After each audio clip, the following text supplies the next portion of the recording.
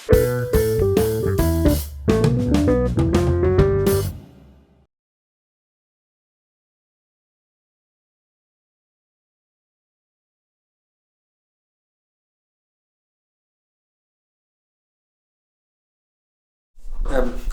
I'm Christopher Saliba, I'm a visual artist. I live in Gozo, in this beautiful periphery of Radu. Down here we have Sandblas Beach, it's a beautiful beach. And all this inspires me to do art. Actually, I'm also an art educator. I teach art to secondary students. I'm talking about students who opt art, so they are already interested in the art domain, and it's fun teaching, and it's quite interesting to note that we as artists, we learn also from our students, and sometimes it's incredible. Students don't come with great expectations. We adults tend to be more let's say aware of what others expect from us. But the younger the age, the better it is. Children are simply there to express themselves without inhibitions. Well, art became a vocation when I finished my studies at the university. So I graduated as an art teacher, but I understood that it wasn't enough. I just needed to explore art at a more personal level. So I started my personal research. It was a long voyage to Italy, at the Accademia di Belle Arti in Perugia, where I spent 4 years. There I was trained in more contemporary ways of expressing art, mainly through painting and sculpture and photography as well. From then onwards, after completing my studies again in Perugia, I came here and I set up my studio here, and from then onwards it was an everyday experience over here. And well, art is a never-ending journey. So I'm still here, I'm still developing my art, and that's what keeps me going. New stimuli from the environment, from what's happening around in current times. I'm into both figurative art and abstract art. With abstract art, I consider it a more challenging experience than figurative art, simply because of the reason that you start from a blank canvas. You have to get into terms with a world which comes within. So everything starts from scratch with no visual input from outside. Whereas of course with figurative art, whether it's landscape painting or human figure, there are visual data which of course are there to be interpreted according to one's own particular approach. Gozo has affected my life in a quite influential way. First of all, it was always nice to come back after a long experience abroad.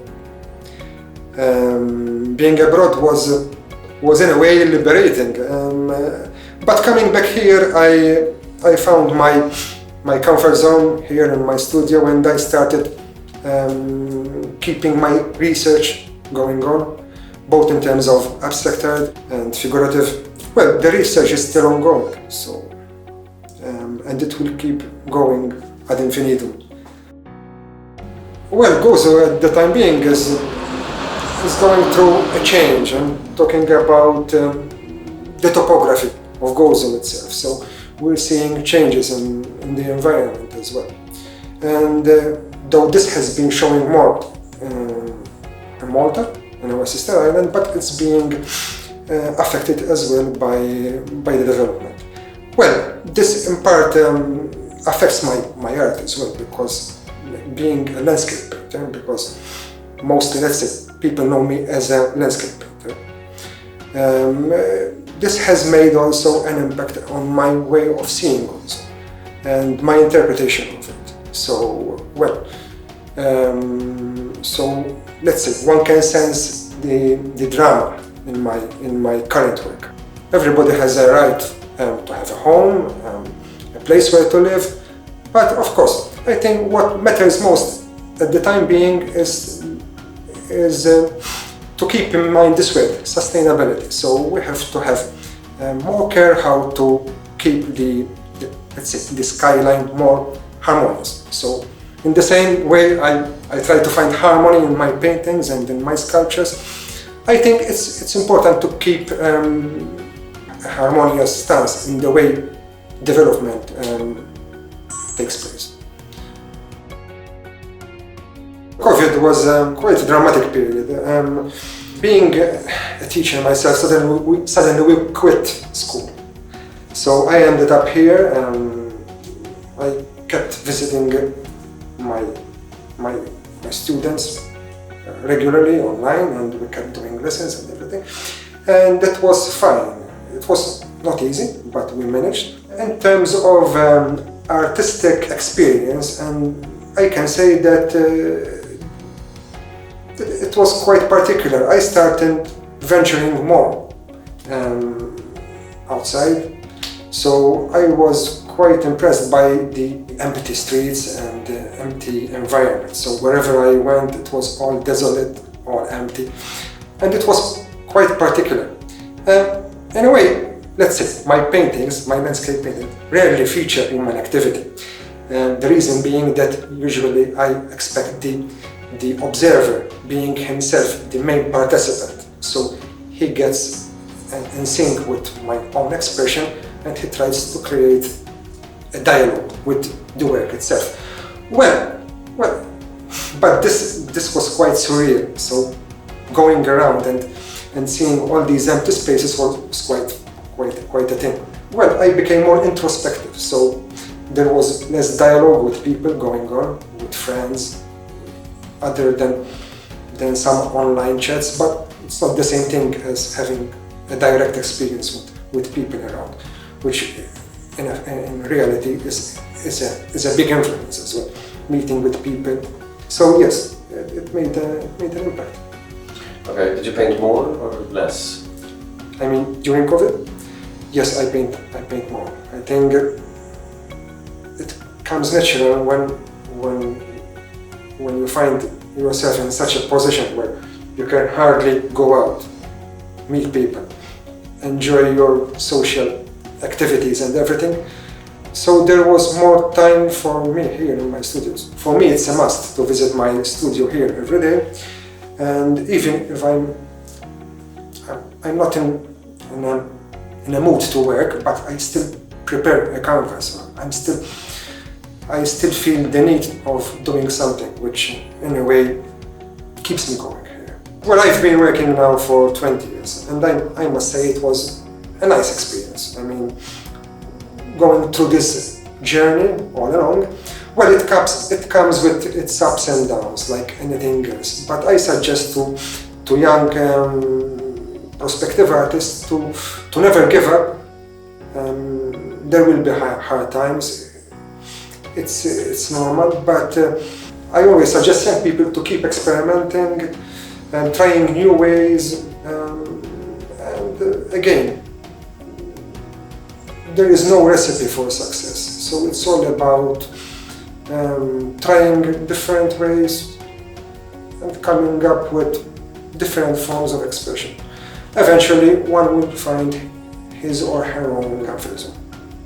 Well, I must say that I was lucky enough to exhibit my work in most of the important institutions, art institutions here in Malta, and happened to exhibit also abroad. I was invited to participate in important collective exhibitions.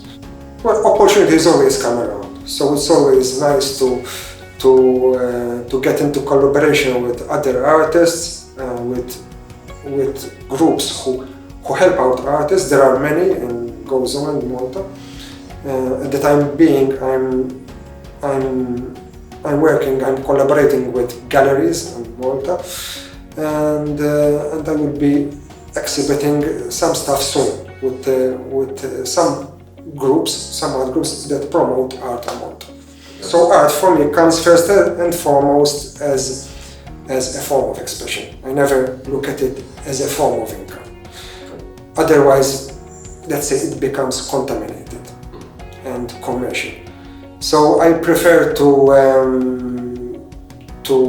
delve into a piece of work without considering any monetary results from my artistic production. Okay. Well, if it happens. Yeah. A lot of things in life make me happy. First of all, my family, my 2 young kids, my joy of life, and of course, art itself is something which gives value, an added value to my being on this rock. You know?